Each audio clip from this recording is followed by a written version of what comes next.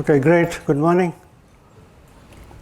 So today we want to talk of connection, what you've heard of as Christoffel symbols or the Levi-Civita connection. We want to talk of connection in the long language of differential forms, and we'll briefly introduce curvature, and tomorrow we'll talk of curvature in the language of two forms. So the first connection is equivalent to Christoffel symbols, but in the differential geometry language, and the curvature 2 form is equivalent to the Riemann tensor, but again in a new language. We will see that curvature is a 2 form and the connection is a 1 form. Right. So you have done this, I think, with Patrick, and I'm sure you know this from earlier also, but it's good to go over parallel transport and this idea once again. So suppose we are in flat space-time, or even simpler, in a Euclidean 2-plane, it's a xy plane, and we are using curvilinear coordinates. So what do we mean by curvilinear coordinates? That's Landau-Lifshitz language. Anything other than Cartesian coordinates or Minkowski space-time coordinates is curvilinear. Rindler's space-time coordinates is an example of curvilinear coordinates. Using polar coordinates on a 2-plane is curvilinear coordinates. Using spherical polar coordinates in 3D space, those are curvilinear coordinates, etc. So I want to give this very simple example of what kind of non-trivial things start happening when we use curvilinear coordinates, even when there is no curvature. So this is important to remember. Curvilinear coordinates do not imply curvature. Whereas if curvature is there, then you will be forced to use curvilinear coordinates. So what are we having here? We have a xy plane, and I have drawn a horizontal line parallel to the x-axis at some y equals constant, and I want to look at the situation in polar coordinates r theta. So x is r cos theta, y is r sin theta, and look at this point A and point C. At point A, we have a vector pointing along the radial direction. Yeah, some vector pointing along the radial direction. What do? I keep it parallel to itself and move it to the point C. Yeah, parallel is very clear because anyway this is flat space-time, so no ambiguity here. You understand what parallel means. If whatever components it has in x and y direction, maintain those components and bring it here. It's quite obvious intuitively that here this is not a radial vector. That's okay, no? Are you okay with that? Yeah, because the radial direction has changed. The radial direction is different. Earlier it was this way, and the vector was radial here, and the vector is maintaining its direction, but the radial direction has changed. So this vector is no longer radial. It has a radial component, and it also has a theta component. So the vector has not changed. The same vector, same magnitude, and same direction here, but I have used a curvilinear coordinate system. So here the theta component was 0, there was only a radial component, but here at C there is a radial component as well as theta component. So what is the message?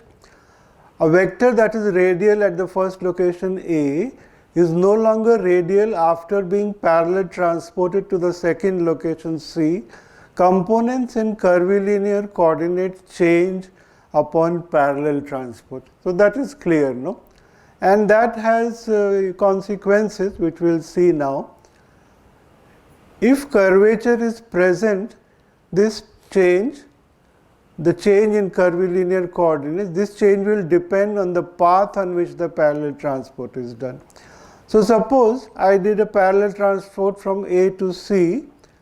Now I do a parallel transport from some A to some point B and then to C. The first path is AC. The second part is ABC.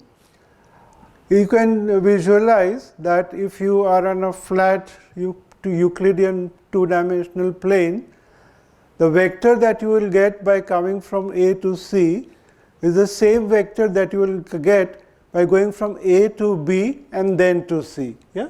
The parallel transport does not depend on the path if you are in flat space. But visualize now A, B and C as being points on the surface of a two-sphere. Take A and C for ease of visualization to be on the equator and B is at the North Pole. Yeah, so I don't want to go there. So on the equator you have points A and C. Go along a meridian to the North Pole. Let's say a vector tangent to the meridian, go to the North Pole, come down to the equator and back to A, the vector will have changed. Can you visualize that? Otherwise, please. So now, I did a parallel transport, but on a curved surface, the vector change. That is a signature that curvature is present. Okay. So this is the essence of everything that we will do today in a more formal language, because we want to do it for a four-dimensional space-time, and we want to define a differentiation when you are using curvilinear coordinates. Okay, that's the whole idea. When you are doing curvilinear coordinates, the components of the vector change just because the coordinates are non-trivial, even though the vector here is the same as the vector here. That you see that this vector and this vector are the same vector, but their components have changed.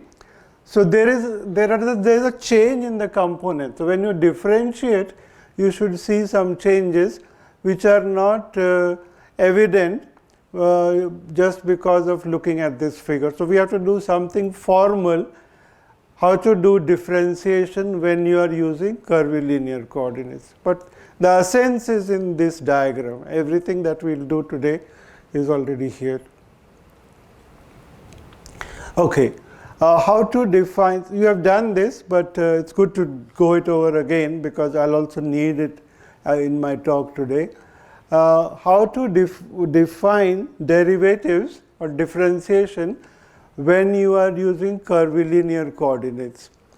So we'll recall parallel transport and covariant derivative in curvilinear coordinates. Why do we need a covariant derivative? Suppose you are given a vector AI, let's say a covariant vector, and we know how a covariant vector transforms under a coordinate transformation. That's okay, no? This you understand. Now look at the difference in the value of the vector at two neighboring points, AI at xi and AI plus dAI at a neighboring point xi plus dxi. Look at this differential dAI. This does not transform like a vector. So suppose you take dAI here, you will get one term d prime ak multiplied by this transformation, that's okay. But you will get one more time. The differential will act on this if your coordinate transformations are not linear. If you have linear coordinate transformations like Lorentz transformations or Galilean transformations, these partial derivatives are a constant, d acting on them will give you 0. But if you have transformation to curvilinear coordinates like the transformation to polar coordinates, the differential of this partial derivative will not be 0, and that will mean that dAI does not transform as AI. It does not you have seen this in gauge transformation. That's what happened to psi when you made a gauge transformation e to the theta of x times psi. There was a contribution from del mu theta. That's the same kind of contribution that is coming from d acting on this. So what's the problem? When you use curvilinear coordinates, the ordinary derivatives do not transform as vectors, yeah, because there's a spoiling term. We want a tensor in curvilinear coordinates which plays the same role as partial derivative plays in Minkowski coordinates. We want a derivative which transforms like a vector or transforms like a tensor. In curvilinear coordinates, to obtain a differential of a vector which behaves like a vector, dAI is not behaving like a vector, this fellow. We want to get something else which behaves like a vector. The two vectors to be subtracted from each other must, to begin with, be located at the same point. This you agree, no? Why? Because we have seen, just as we saw here, parallel transport change the component of this fellow. It should not have, because it's a constant vector, but I am using curvilinear coordinates, so its components change. Yeah? So if I want to compare two vectors, I have to get them to the same point. That is understandable, no? If you're using curvilinear coordinates, you have to get them to the same point. That is, translate one of the vectors to where the second one is located. The operation of translation is to be defined such that in Minkowski coordinates the difference coincides with ordinary differential dAI, which is the difference of components of infinitely separated vectors. So here I took the vectors to be the same, but suppose it's a vector field. Here AI has some value at xi, here it has the value AI plus dAI at xi plus dxi. Okay? So what are we saying? I have to move one of them to the other by a process known as parallel transport, and I am assuming that at every point I can set up local Minkowski coordinates or local inertial coordinates. Okay? That assumption is being made that locally I can set up a flat coordinate system. Okay. So what should I do? Translate one of the vectors to where the second one is located. The operation of translation is to be defined such that in the local flat coordinates the difference coincides with ordinary differential dAI. Okay?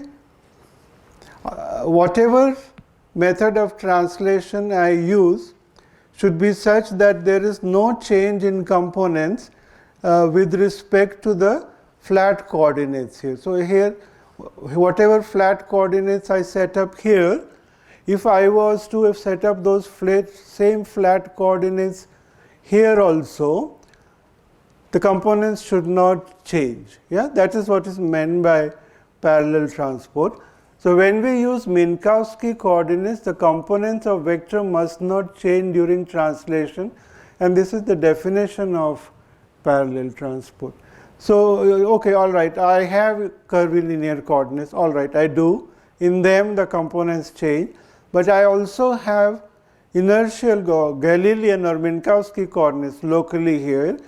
Parallel transport means moved in such a way that with respect to this flat coordinates, there should be no change.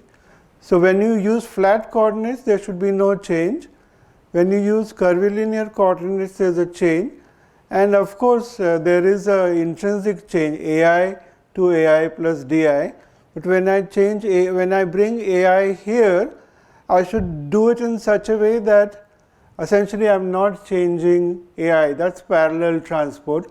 But even then, the components at the new place will change. Are you okay? Ask me anything. It's okay, no? All right. When we use curvilinear coordinates, which are unavoidable if curvature is present, components of the vector will change under such a translation. Just let me know if there's a question, yeah, on Zoom. When we use curvilinear coordinates, unavoidable if curvature is present, components of the vector will change under such a parallel transport. Hence, in curvilinear coordinates, the difference in the components of the two vectors after translating one to the point where the other one is located, this difference will not coincide with the difference dAI before translation. Maybe a very long sentence, but read it again. The parallel transport will change the components of the vector that I am transporting. Okay? So if their difference was dAi before transport, after bringing them to the same point, the difference is clearly not dAi because you have made some change in the first vector. Okay, so let's consider a vector, say a contravariant vector with value ai at xi and ai plus dai at xi plus dxi. Subject ai to an infinite parallel displacement to the point xi plus dxi. Denote the resulting change in ai by this vector delta ai. So this is the change in the first vector. We remember that diagram. This is the change in the first vector because of parallel transport. The r component is now having a new r component and a new theta component. That change is denoted by this. So there is no intrinsic change in the vector, but its components change. Hence, the difference dc for covariant derivative, the difference dcai between the two vectors now located at the same point is dai minus delta ai. This is their intrinsic difference. This is the change in the first vector because you made a parallel transport, and what is left is this change which I denote by dc, and this capital DC is what we are interested in. The change delta ai depends linearly on the components ai because vectors add linearly. So delta ai will be proportional to the distance between the 2 points. It will also be proportional to the vector itself, and it has to depend linearly on the vector. So I propose we make this definition that under parallel transport, the change in ai is given by this, where these objects gamma, so clearly there have to be 3 indices. Is a mistake. I lambda L, this should be lambda. Yeah, gamma I lambda L, A lambda dxl, because lambda is being summed over. Right. So there gamma will have 3 indices, 2 to be summed over on the right hand side, the upper index to match with that on delta I. These objects are called Christoffel symbols, and clearly they should vanish in flat coordinates because delta I has to be 0. If you are using flat coordinates, the Christoffel symbol should vanish. Okay. Yes. We will see in a moment that the Christoffel symbols are not a tensor. Furthermore, principle of equivalence implies that a suitable choice of frame makes the C symbols, the Christoffel symbol, vanish locally. If I free fall in a gravitational field, then according to the principle of equivalence, locally over there, the space-time is flat. Okay, so over there I am using Minkowski coordinates, and then if I am using Minkowski coordinates, there is no change happening because of parallel transport, and the gammas should vanish. So the gammas can be locally made to vanish. There exists a coordinate system always where the gammas can be made to vanish at a point. If you want them to be vanishing at some other point, you have to use a different coordinate system. If right?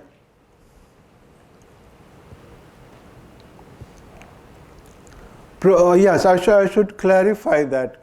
If curvature is present, you will not have a global coordinate transformation which will make the gammas vanish, right? Because you need different free falls at different places. But if curvature is not present, if you are using curvilinear coordinates but curvature is not there, like in the polar coordinates in that diagram, then you just have to make one global transformation to come back to flat space. You went from xy to r theta, then transform back from r theta to xy.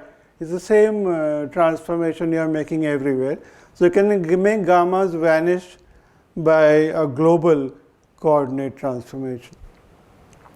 So I substitute this expression for delta ai in this object dc of ai.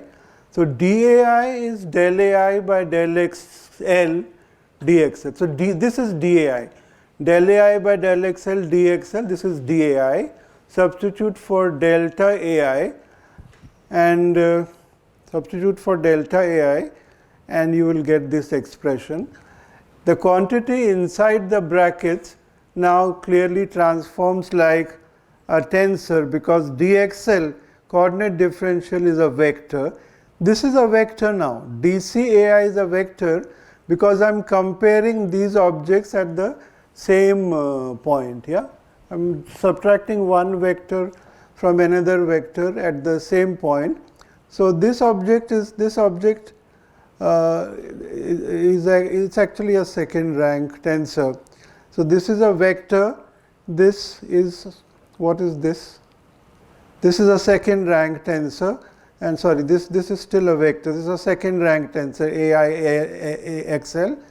This contracts. So this is this object. The covariant derivative of a vector, dCAI is a vector. This is called covariant derivative. The expression inside the bracket is the covariant derivative. Yeah. So I hope you get some idea. You already seen it in Patrick's lecture also, and you know it from before also, that when you are using curvilinear coordinates, irrespective of whether curvature is present, you have to replace the partial derivative by this covariant derivative so as to get something which transforms like a tensor. Now, why did we go through this? We want to do the same now in the language of differential forms because it starts to look very nice. Any questions here? Yes, one important thing I remembered. You see, in all this, we have not used the metric. Have a look. There's no metric here. So the concept of this is also called a connection. These are called connection coefficients. They tell you how to make derivatives as you go from one point to another, how to compare vectors at two different points. That's why it's called a connection. It connects.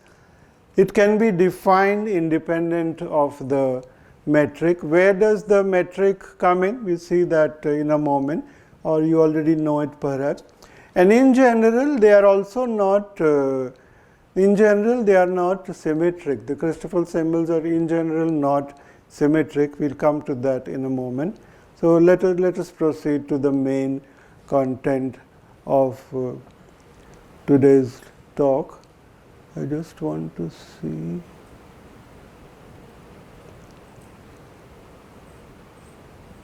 Right, this is where those two slides got swapped. 5 and 4 have got interchanged. So what we will do today, we will learn about something known as the two Cartan structural equations. It takes some little time to get used to, but not difficult.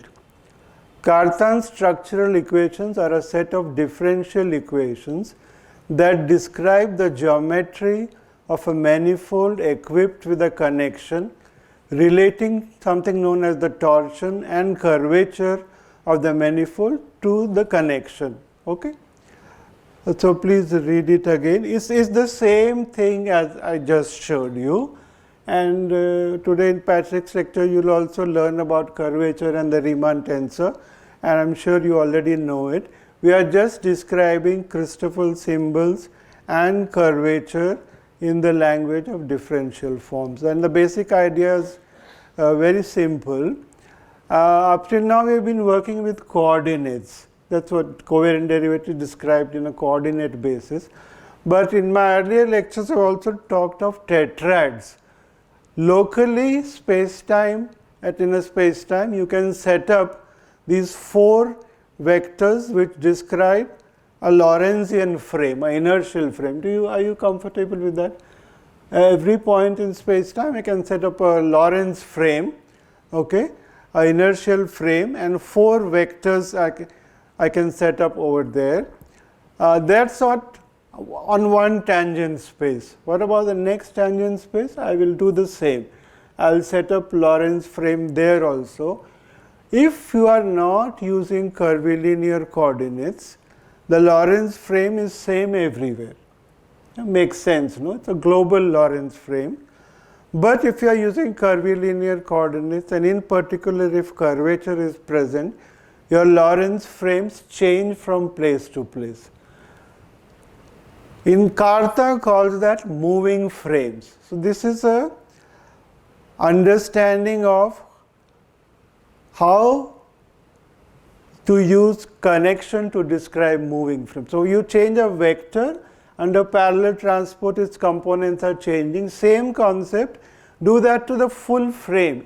This EA, these are a set of forms, these are set of one forms, okay, and the A labels different forms. A is not a vector component, it's a let's say go from 1, 2, 3, 4, a set of orthonormal vectors in a frame. In a moving frame, the vectors vary. That's vary is important. The word vary is important, and they vary smoothly across the manifold. So, moving frame fields is a basic concept that Cartan is talking of. So, we will do a parallel transport of these frame fields, so to say. The EA upper are forms and EA lower are vectors. You have an idea of how to parallel transport vectors, that is EA lower. So now I move the entire frame from point to point to point, and that frame is going to change. It's going to what you call rotate. It's going, or we use another word, twist, because it will have torsion. How much the frame rotates as you go from point to point is described by these connection 1 forms, which have the same information as the Christoffel symbols. Do you get the picture? When we are working with Christoffel symbols, the change in the vector is being described using coordinates. Everything was done in a coordinate basis. Now we want to move frames and try to talk of the connection and the Christoffel symbols without using specific coordinate system. That's our sense. Any questions? Just to clarify, when we say a manifold equipped with a connection, that basically means we can define parallel transport, right? Yes. So that's an affine geometry, even still not brought in the metric. You are right, absolutely. Connection means I can do parallel. I know that under parallel transport, how much will the components change? Yeah, parallel transport has a basic definition. And under that definition of parallel transport, how much the components change, that is determined by the connection. Right. Okay, so these are the ingredients in writing down the very beautiful equations. 2 equations capture everything about parallel transport, connection and curvature. That's all. Everything will be there. A set of orthonormal vectors is a frame. In a moving frame, the vectors vary smoothly across the manifold. Connection 1 forms describe how the moving frame changes as it is transported along the manifold. Same information as Christoffel symbols, but we'll see how connection 1 forms relate to the Christoffel symbols. Okay, this I will define. The torsion 2 form theta captures the twisting of the connection, something called non-closure of the parallelogram. I'll just explain. And the curvature 2 forms describe the curvature of the manifold. In general relativity, torsion is 0. But we will talk, we want to keep it, we want to respect it because it is at the same footing as curvature. And as we go along, I'll make some remarks. It's very deep. Why is torsion observed to be 0 in nature? So this we'll definitely talk about that. So right now for the Cartan structural equations, moving frames, connection 1 forms, and these 2 forms, torsion and curvature, we'll keep. This is what the equations are about. Okay, so I write down the 2 equations for you. Take them as definitions. Okay, just as I gave you a definition of parallel transport and Christoffel symbols, so I define. These 2 Cartan structure equations are definitions, and we'll slowly get used to it. So at every local point, at every tangent space, I set up this local orthonormal frame, because it is locally flat, the metric is eta AB, and ds square is in terms of the metric tensor. These are one forms. EA and EB are one forms, which in coordinate components, in coordinate basis, can be written like this. A is not a coordinate label. Coordinate tables will be these Greek letters like mu and nu. A tells me how many one forms are there. 4 one forms in 4-dimensional space-time: E1, E2, E3, E4. Yeah? Okay, so this object, capital D, is generalizing my exterior derivative little d. The pretty thing is, little d, think of little d like the partial derivative we just saw. They don't transform like vectors. When there is curvilinear coordinates and or curvature, the little d also does not transform like a one form. So I have to bring in connection. Parallel transport brings in connection. This omega AB are my connection one forms. A and B tells me different forms. A and B will each run from 1 to 1, 2, 3, 4. So there will be 16 connection one forms. So some matrix of one forms. So some matrix valued one forms. You understand, right? So each of them can have 4 coordinate bases, but there are 16 forms which will reduce. Actually, then they will be soon seen to be antisymmetric. The number will come down to 6 in 4D. DEA plus omega AB wedge EB. This is my what I call the covariant exterior derivative. Partial derivative, covariant derivative. Exterior derivative, covariant exterior derivative. You get the hang of it, right? And the connection information is carried through these connection one forms. So let it sink in slowly. Interestingly, this is also the definition of the torsion 2 form. We'll build it. I'll have to define torsion. I have not even defined torsion. This is the fundamental Cartan structure equation, and this also happens to be equal to torsion. This is one way of defining torsion. This equation relates the exterior derivative of the frame EA to the connection one forms omega AB and to the torsion 2 form theta A. Exterior derivative is now acting on a vector valued one form. What does that mean? Earlier the exterior derivative used to act on a one form. Now it is acting on a set of one forms EA. Okay? Why do I need that? Because my EAs are the ones that are rotating.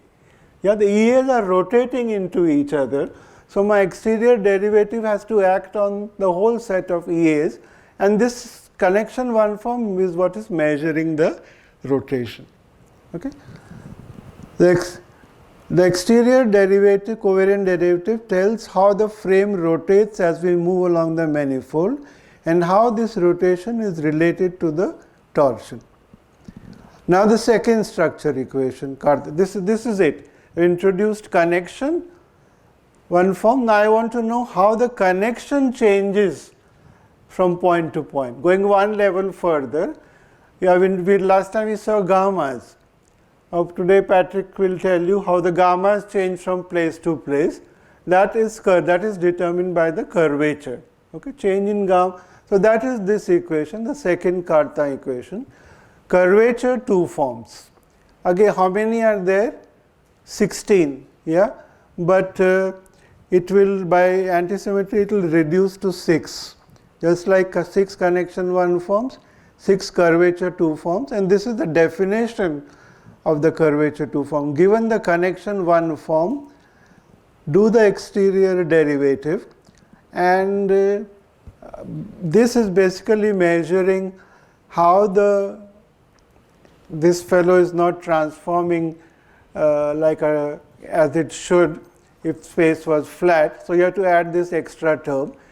This is the curvature 2 form, and we will justify that it is related to the Riemann tensor RABCD in the following manner. So AB are the uncontracted indices.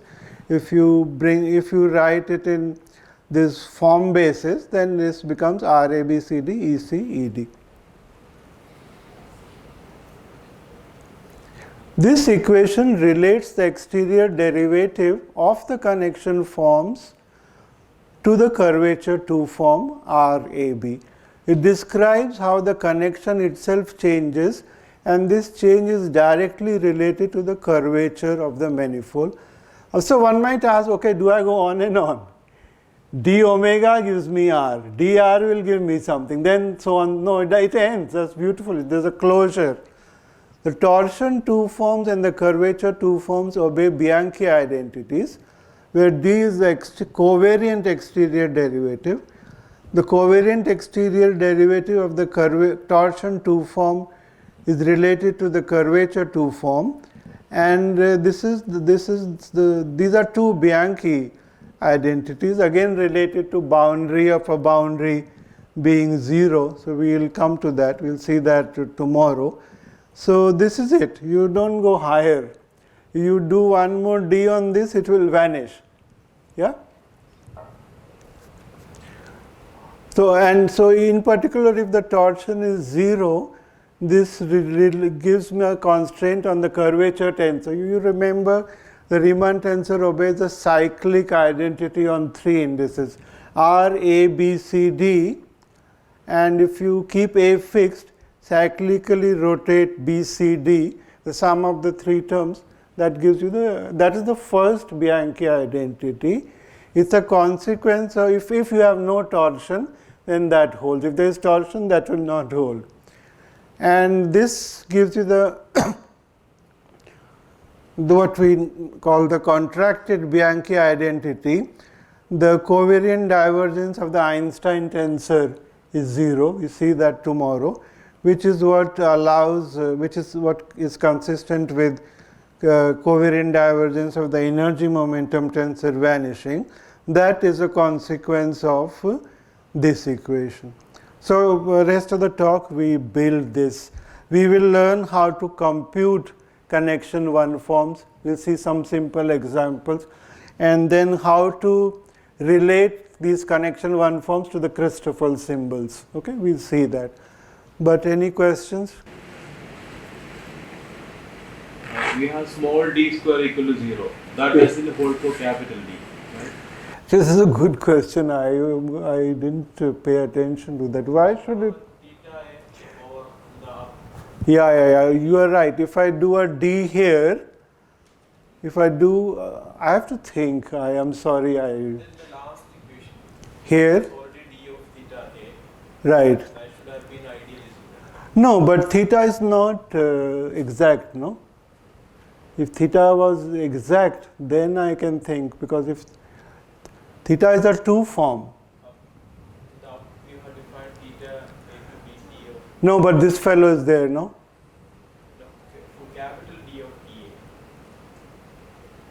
Yeah. Okay, yeah, good point. So if I do d of theta, then that will be capital D square of EA, which is, okay, I am sorry, I didn't pay attention. I will have to look at this. You are saying that it's clearly from this it is non-zero. Yeah, you are right. With capital D acting on theta A, if this was 0, this would have been 0. That's what you are saying, no? Yeah. So I will answer this carefully. But you are right. I think what you are saying is correct. It doesn't hold here. More questions, please?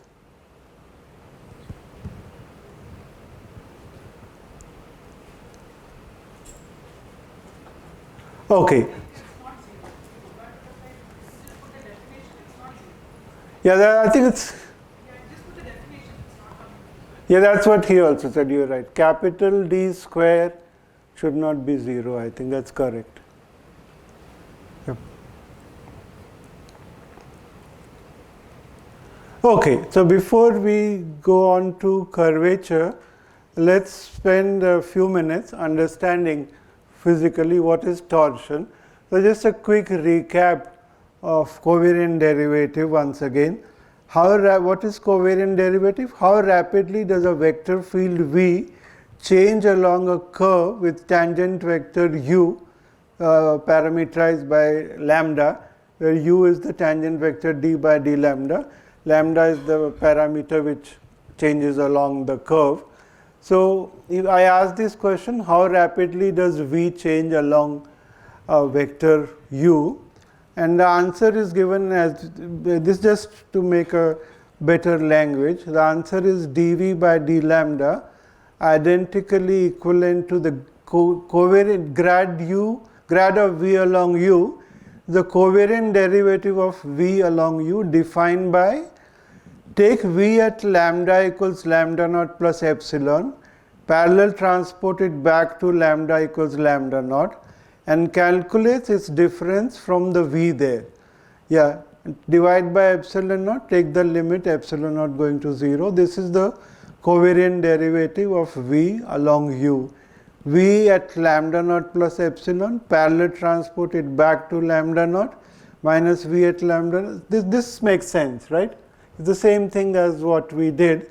And when you write it, just to show it in a sort of vectorial way where I didn't have to write down coordinates. Okay? All right. So this is useful now. So I took these two pictures from Misner, Thorn, Wheeler to understand torsion. So no torsion yet. So what is being shown is understanding of this covariant derivative, grad u of v. I have two vector fields, v at lambda naught, and I want to transport v along u, right? So at this end, v is, let's say, v at lambda naught plus 1. I must do a parallel transport here and bring it here. All right? It's okay, no? And so I bring them basically to the same point, lambda naught. I bring this fellow back here, and that difference is this covariant derivative, grad v along u.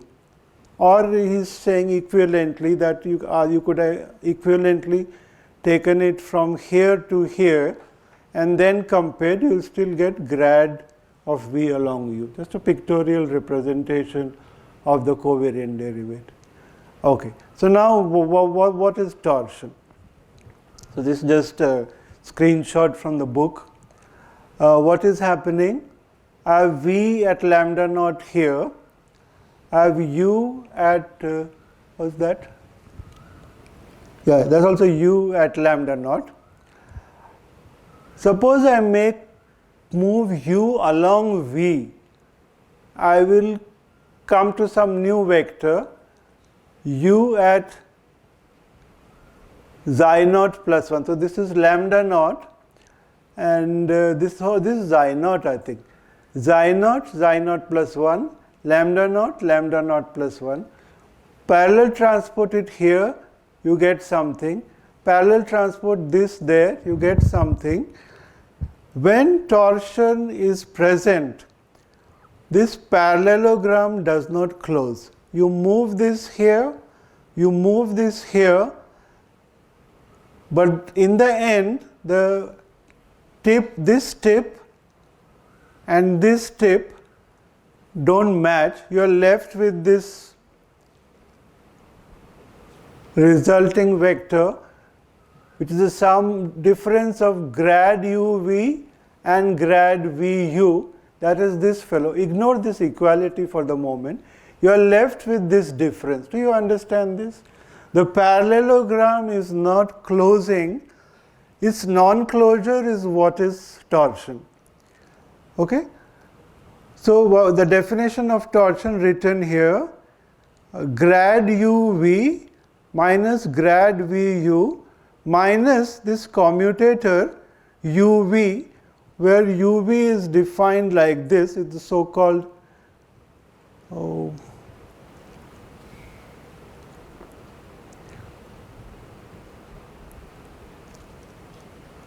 I want to show you this definition of torsion. Torsion, this one, there are many equivalent definitions. Theta it's a two form. It will act on two vectors. It's acting on u and v. This is the definition where this measures asymmetry of the connection. Torsion is proportional to the antisymmetric part of the Christoffel symbols.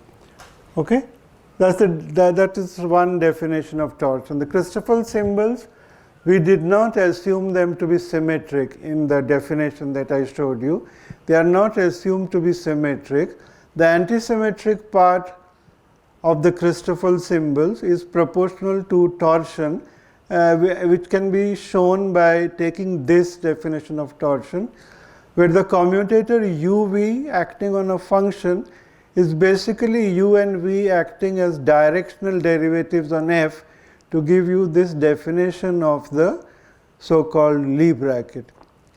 When torsion is 0, grad uv minus grad vu is equal to uv, and then basically you have closure. Okay, this is obviously just saying that u and v commute. If u and v commute, it should not matter whether you move u along v or v along u, then you will not have this non-closure. Do you understand that? Take two vector fields, combine into one the two diagrams for grad uv and grad vu, thereby discover that this object, grad uv minus grad vu, is the vector by which the vu quadrilateral fails to close, i.e. it's the commutator uv. So this is the assumption of no torsion. In this diagram, he says symmetry of covariant derivation means grad uv minus grad vu should be equal to just this commutator. If that is true, then torsion is 0. Grad is said to be symmetric. The covariant derivative is said to be symmetric or torsion free. It's a torsion free covariant derivative when grad uv minus grad vu is equal to uv commutator. Other types of covariant derivatives as studied by mathematicians have no relevance for any gravitation theory based on the equivalence principle. If the equivalence principle holds, torsion has to be 0. How do we see that? When you fall freely in the gravitational field, there are no forces acting. But the torsion cannot be made to go away by going to the freely falling frame. Torsion, the antisymmetric part of the Christoffel symbols, is a tensor. Okay, the symmetric part is not a tensor. The symmetric part of the Christoffel symbol is not a tensor. The antisymmetric part is, if it vanishes in the freely falling frame, it will vanish in all frames. That means there is no torsion. So you cannot make torsion go away by going to a freely falling frame.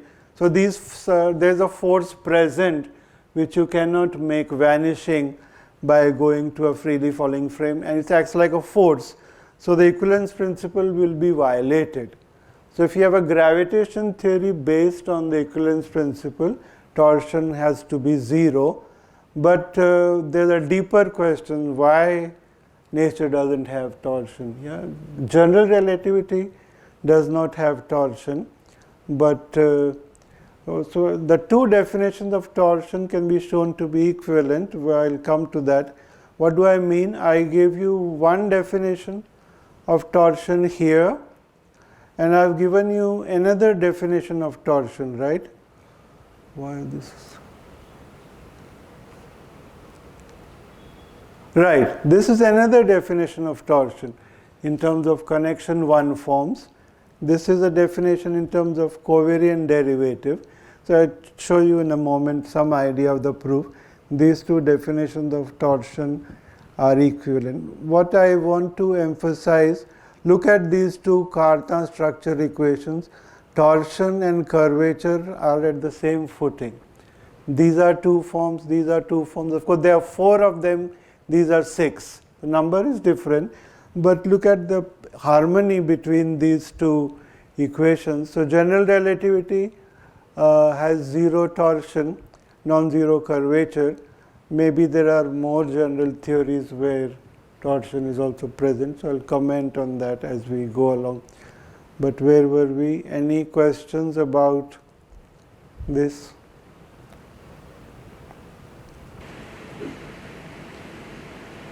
And so you have gravity theory with a non-zero torsion. There But there RAB is 0. No, okay, careful, very good point. General relativity can be formulated in a new language in which torsion is non-zero but curvature is 0. That is called the teleparallel equivalent of general relativity. So now you can ask, what do I mean torsion is 0? The point is, when I say torsion is 0 in general relativity, it means in the curvature formulation, if you do it, then you will have 0 torsion. If you do the torsion formulation, you will have 0 curvature. That's not the deep question. The deep question is, why in the curvature formulation, torsion is also not present? These are two different fundamental entities. What torsion does, it results in non-closure of parallelograms. What curvature does, you transport a vector around a closed loop, it will change. But will my loop close to begin with? That is decided by torsion. If torsion is present, your loop will have this fellow in it. You see what I'm saying?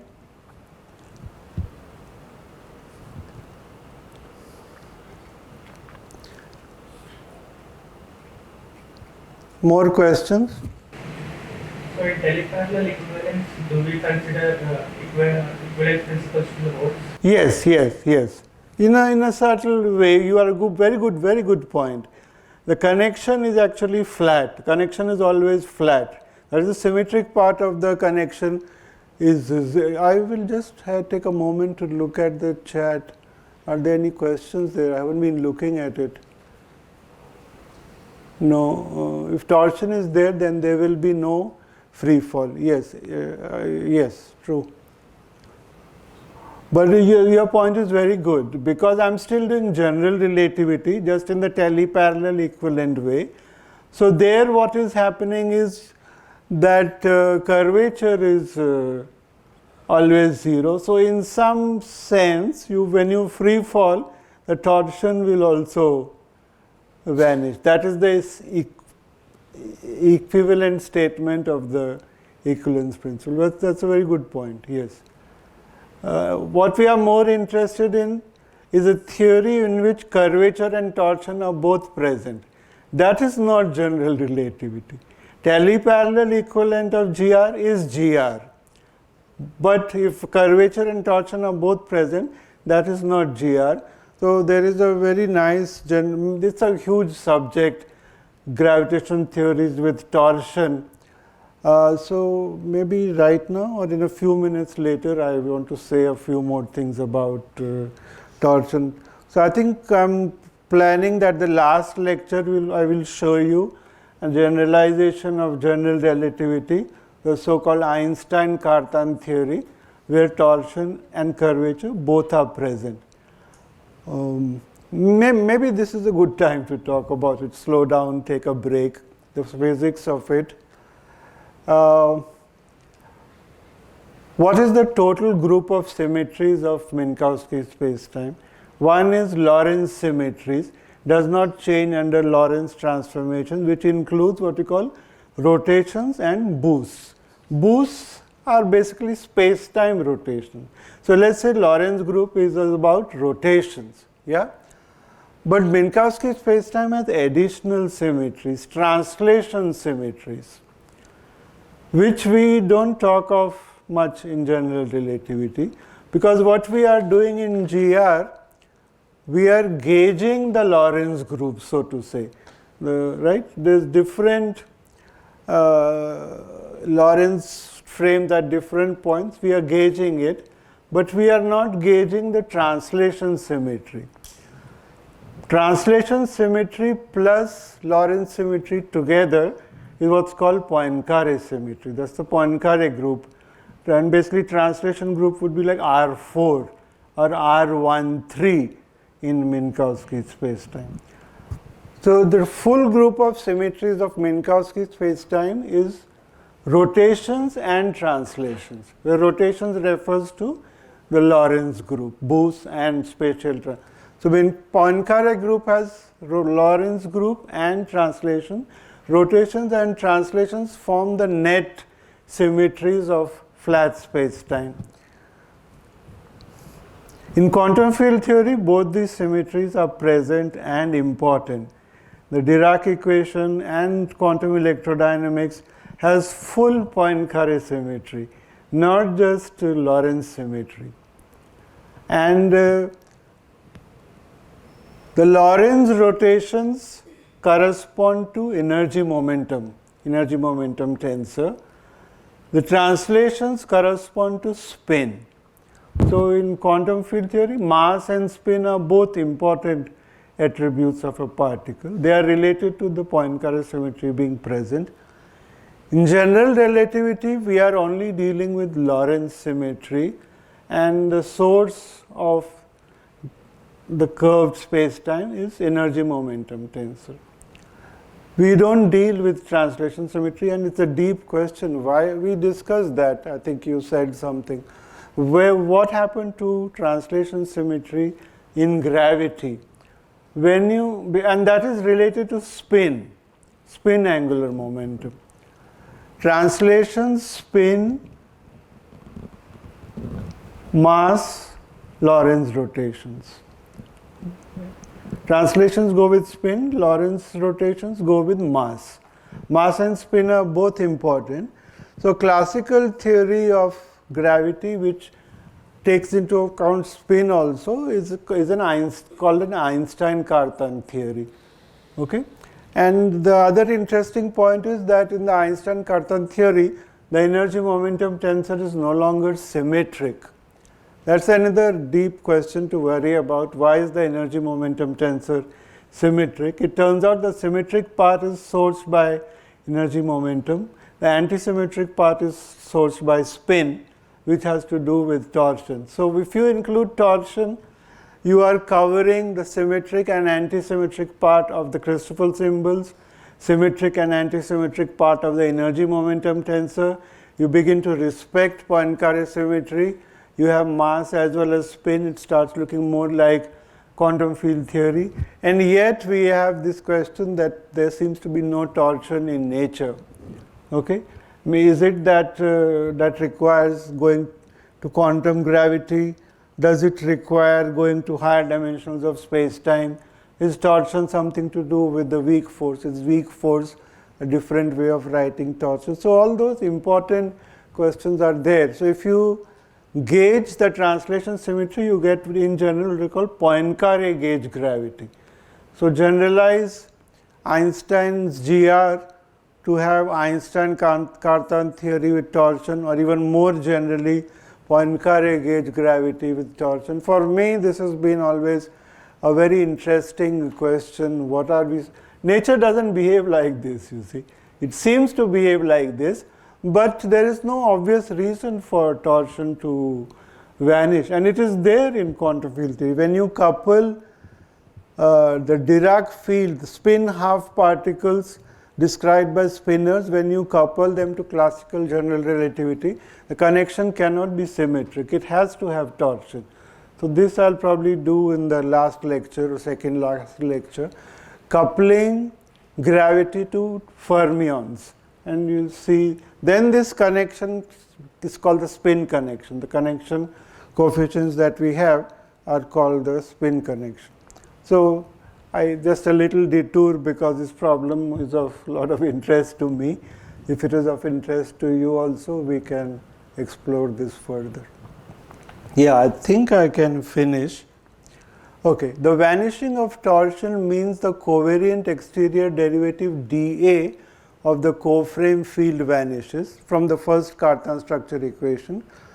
However, the covariant derivative grad EA of the frame vector field is still non-zero in general. So, because torsion is 0, this object is 0. So, you get an equation. So, from now on torsion will be 0 for the rest of the lecture.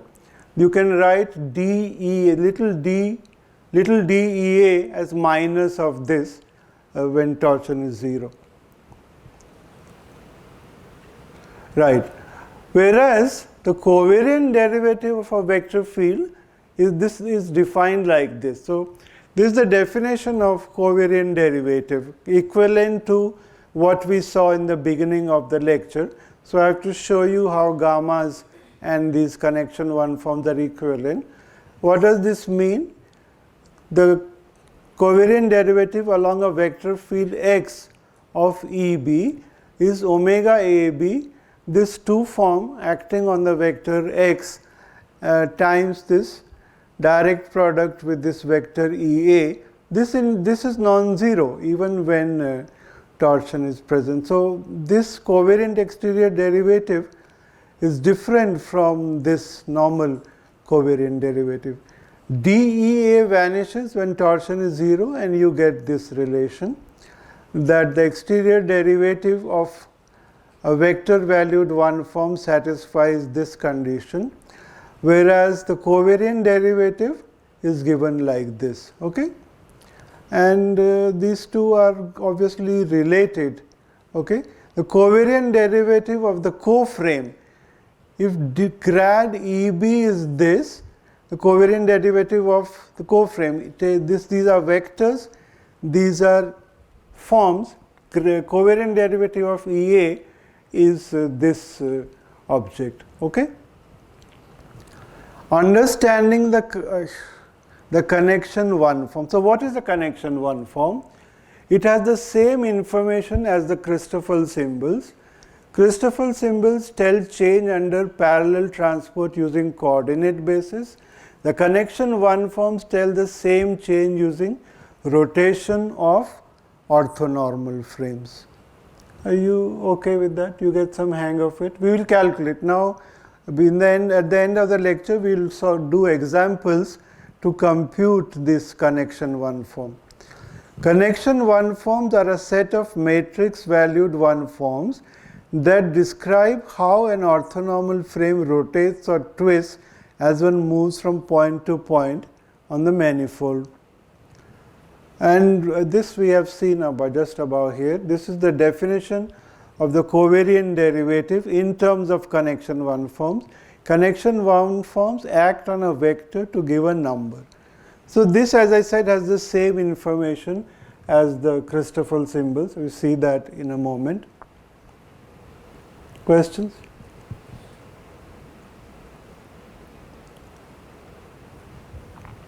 How is the connection 1 form used? How we do things with it?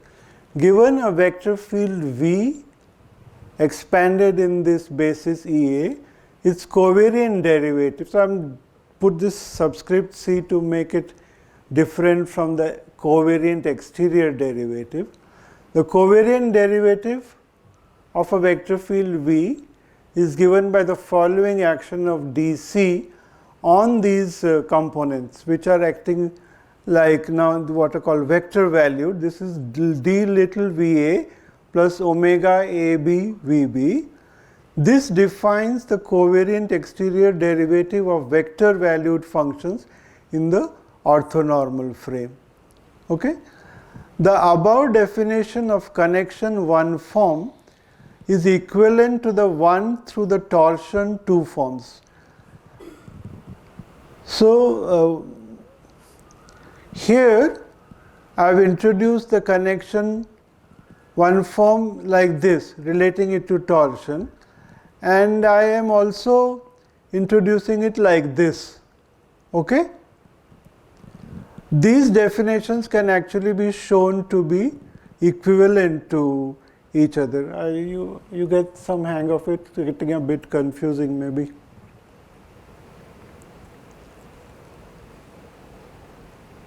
So what am I saying? This is one way of introducing connection one forms. This equation is essentially carrying the same information as here. This is another way of introducing connection one forms. I'm saying this and this are essentially equivalent. And one way to show that, we will not go into this in detail. This is one definition. This is one definition of the torsion 2 form. It is written here. This is another definition. You can start here.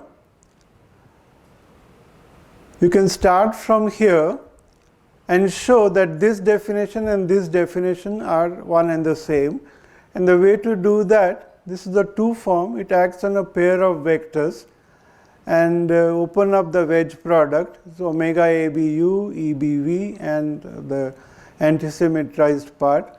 We know how to define the exterior derivative of a one form. We did it last time. It is this object.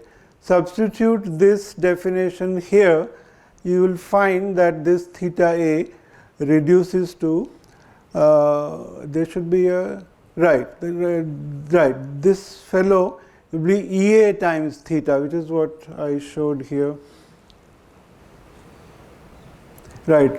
What this is saying that basically these two definitions of the torsion, that one through the first structure equation, the other here, these two are equivalent.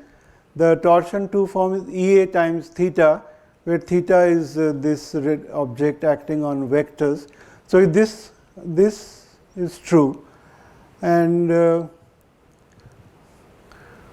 because these two definitions of torsion are equivalent, this way of introducing the connection one form and this way of introducing the connection one form are equivalent. I'm sorry, this goes a little bit over the head maybe, but so I will soon get to working out the connection one form in a couple of examples. Before that, so this is maybe not too obvious. For the moment, you can stick to this definition. And if the torsion is 0, DEA is just minus of this wedge product. Keep that in mind. Okay? Okay, both definitions of the connection one form describe how the frame is twisting, but from two different perspectives. In the first definition, we differentiate the vector basis EA via the connection. Here, this is the first definition of, this is the definition of the connection one form. Okay, what's the covariant derivative of the vector basis vector EB in the orthonormal frame? It is this. Or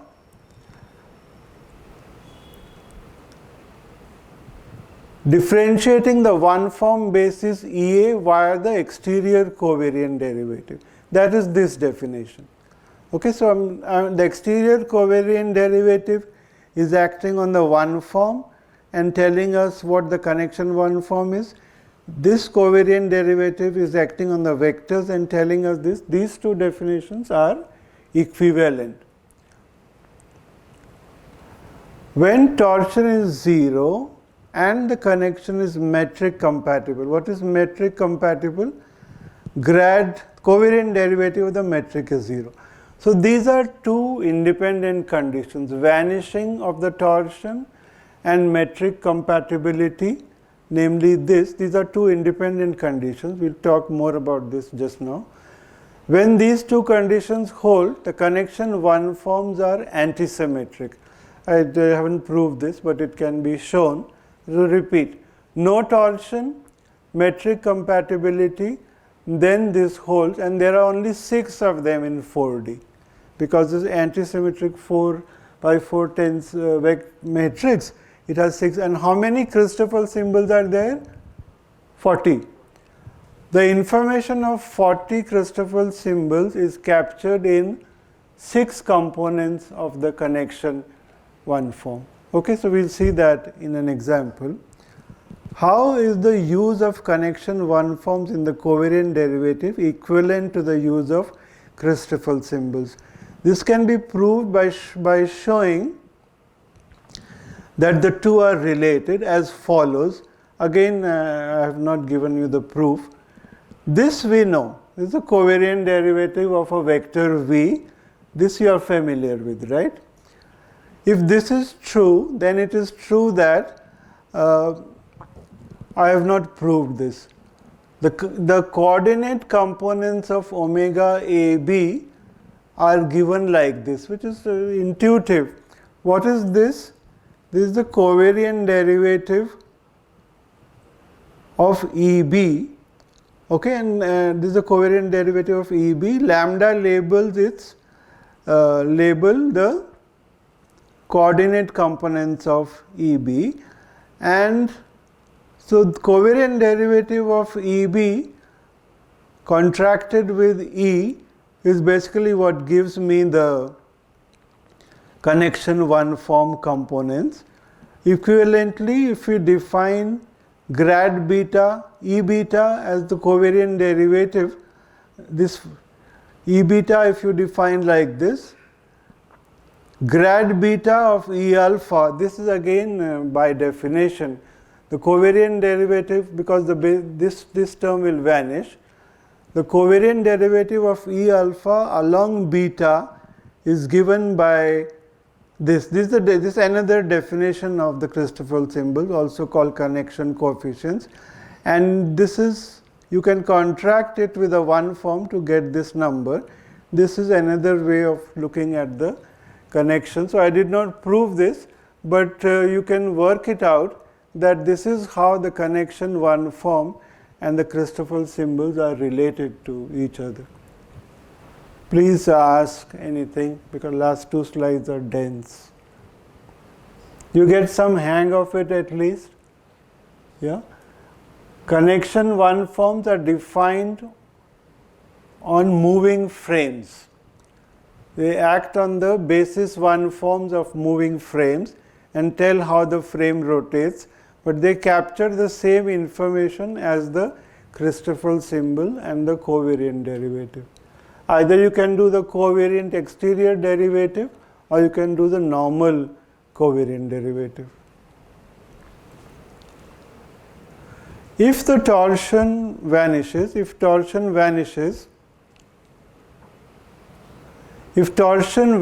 only if torsion vanishes, the Christoffel symbols are symmetric. We said nothing so far about the symmetry of the Christoffel symbols. If the torsion is the antisymmetric part of the Christoffel symbols. If the antisymmetric part is 0, torsion is 0, and the antisymmetric part is a tensor. Then comes one more condition. The Christoffel symbols can be metric compatible, right. Metric compatibility means the covariant derivative of the metric is 0. So as I emphasized, metric compatibility and vanishing of the torsion are two different conditions which are independent of each other. Can you motivate that more? This statement, what I just said. Yes. Metric compatibility, covariant derivative 0, will determine the symmetric part of the connection in terms of the metric. It says nothing about the antisymmetric part. May or may not be present. Metric covariant derivative being 0 only fixes the symmetric part of the connection. Write gamma as gamma symmetric plus gamma antisymmetric. Impose metric compatibility, get gamma symmetric in terms of the metric. Gamma antisymmetric may or may not be 0. If it is non-zero, torsion is present, and if it is 0, torsion is not present. If both the conditions are satisfied, connection is metric compatible and torsion is 0, then it is called the Levi-Civita connection. So sometimes there is a soft confusion between Christoffel symbols or symmetrized Christoffel symbols and Levi-Civita connection. If torsion is 0, Christoffel symbols are symmetric, But that is not necessarily the Levi-Civita connection. You have to still impose the metric compatibility condition. And this I have already said. Equivalence principle requires torsion to vanish. Antisymmetric part of the torsion, antisymmetric part of the connection is the torsion tensor. So this I have not really worked out in any detail, but just I want to give you the message. The connection one-form coefficients carry the same information as the Christoffel symbols. Yeah? And if torsion is 0 and metric compatibility is there, the connection one-forms are antisymmetric. Yeah. Why do we impose metric compatibility? Ah, very good. If I have a metric in Riemannian geometry, its covariant derivative is 0 by construction. The covariant derivative of the metric is 0 by definition. Gik upper times Gik lower is the delta function. Do the covariant derivative of both sides. The right hand side will be 0. The left hand side I'd give you two terms which are equal to each other. So if the metric is present, then by definition, so when you go from a affine geometry to a Riemannian geometry, you introduce the metric, and the metric's covariant derivative has to be 0, and then the gammas get related to the metric. Now, so whether, I don't know, tell me also, what are you showing it to him? Definition, is it? What does it mean? Tell me, maybe I'm missing something. That's what you said. That is the covariant derivative of the metric tensor is vanishing. So from there, like G upper mu nu. Gamma will determine G. Exactly. That is what I was saying.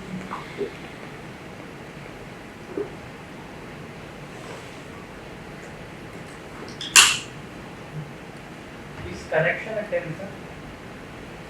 Connection, antisymmetric part is a tensor.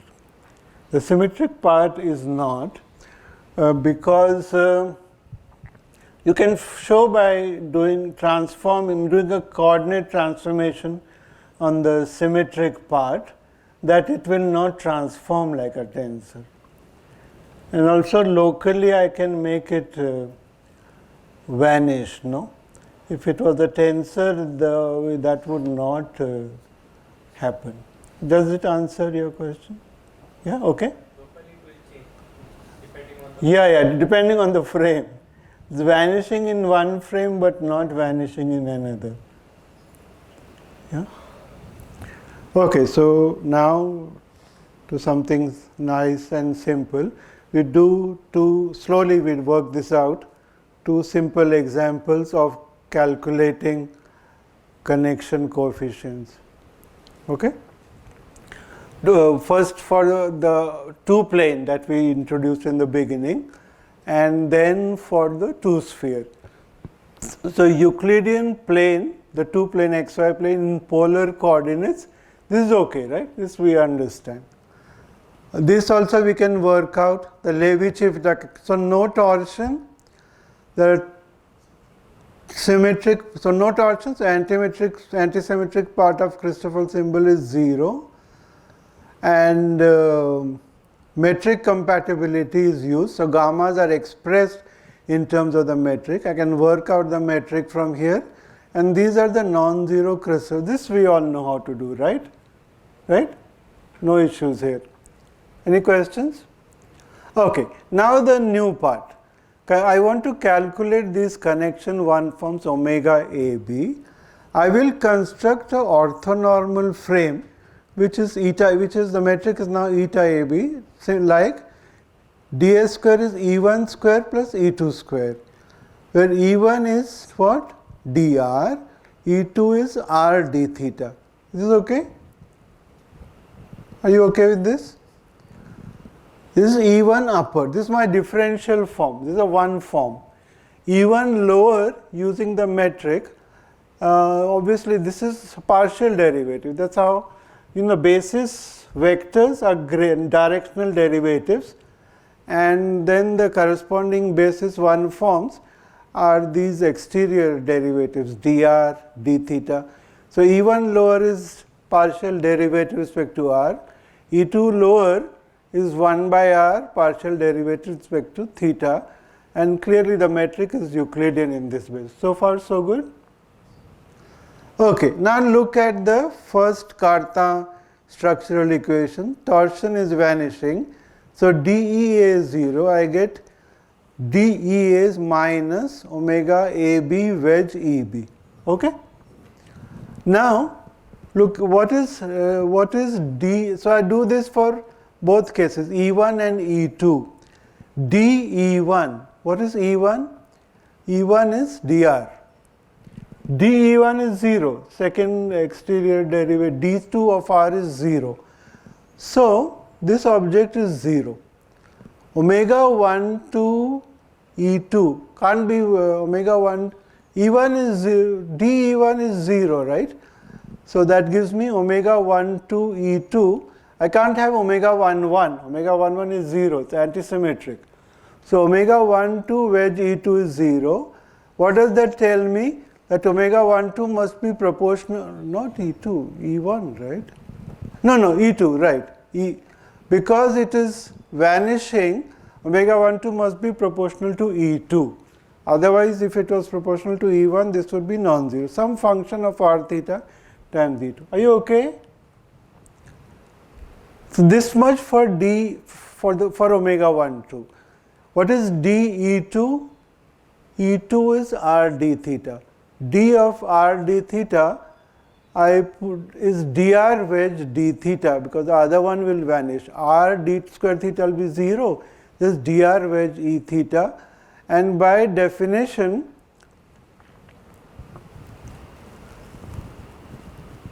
I can write this like, what is dr? Dr is E1, d theta is E2 by r. So I can write this as E1 by r wedge E2. This is dE2. dE2 is this fellow, and it is also equal to minus omega 21 wedge E1. From here, dE2 is minus 21 wedge E1, and compare these two. Compare this with this. So these are both expressions for dE2. What does it tell me? Omega 21 is minus, so omega 21 has to be proportional to E2, right?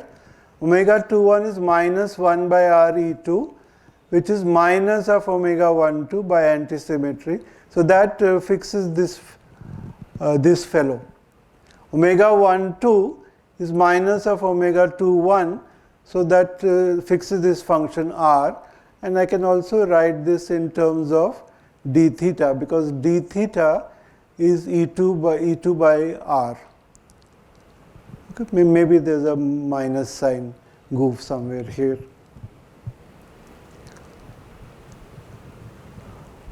Do you get this? It's very simple, and we'll do this again and again. Anytime given a metric, set up a orthonormal frame, any metric, set up this object, and just go through these equations. They'll give you the connection 1 forms. And if you like, you can, I have given you a relation between connection 1 forms and the Christoffel symbols. You have worked out the Christoffel symbols, you have worked out the connection 1 form, use that definition, put in for E1 and E2, and compare and make sure that that equation is satisfied. So that will convince you that the Christoffel symbols and the connection 1 forms both carry the same information. Okay? So we'll do this, we'll do a few examples, more examples tomorrow also. This is the last slide and the last example. So now, to make it a little more interesting, we do the case of the 2 sphere. Unlike a plane, what was the metric there? dr square plus r square d theta square on the two sphere. This is the metric. Yeah, this is r d theta, r sin theta d phi, that gives the area. Are you okay with this? Now same exercise repeat. Orthonormal frame, E1 upper is r d theta, E2 upper is r sin theta d phi. Now my ds square will be again E1 square plus E2 square. E1 lower will be 1 by r partial derivative del theta. E2 lower will be 1 by r sin theta partial derivative phi. Christoffel symbols you can do. That is straightforward. Now compute the connection 1 form. D of E1, why did I put it to 0? D of E1 is, because on the sphere, dr is 0. Dr is 0. So dr will not, it can't contribute because r is a constant. And d square theta is 0. D1 0 means, look at, you know what I am saying. Look at the first Cartan structure equation. It will give you that omega 1 2 wedge E2 is 0. So omega 1 2 will be proportional to E2. This kind of thing we just saw. There will be some function r theta of E2. Now look at dE2. dE2, dr won't contribute. There will be cos theta d theta wedge d phi. Cos r cos theta d theta wedge d phi. I can write this in terms of E1 and E2. D theta substitute E1 by r, and r is here. No, wait a minute. R should have cancelled, no? D theta is, one more r. D phi also has a r. E2 by r sin theta. So here 1 r cancels, 1 r remains, and the sin theta combined with cos will give me cot theta. So dE2 is this. dE2 is also from the first Cartan equation, it is this, and compare. So that means omega 21 should be proportional to E2. Omega 21 is cot theta by r E2, and you can write it. This is okay?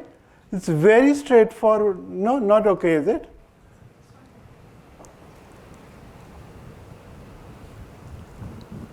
Yeah? It is very straightforward once you get used to it. It's almost college BSc math, right, or even high school maths, once you know what to do. Given a metric, write it in the orthonormal frame and use the first Cartan equation to write down the equations for the connection 1 forms and compare it, just make comparison with how dE1 and dE2 work out, and you will get your connection coefficients. They will match with the Christoffel symbol. And tomorrow we'll take this one level further. We'll use the same method to calculate the curvature 2 forms. Let's use the second Cartan structure equation, because that will now involve d acting on omega. So that will be very simple. So I have omega, I act d on it. This will be just, for example, if I do exterior derivative of this, that will be minus sin theta d theta wedge d phi, right? That's exterior derivative of this. Those exterior derivatives enter in the definition of the curvature 2 form. So then we can compute the curvature 2 form and we get the curvature. We can read off the Riemann tensor.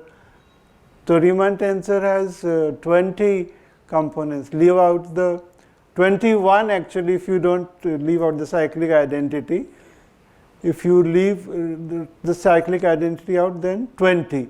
Those 20 components are captured in the curvature 2 form, which has only 6 components. The computation becomes much easier.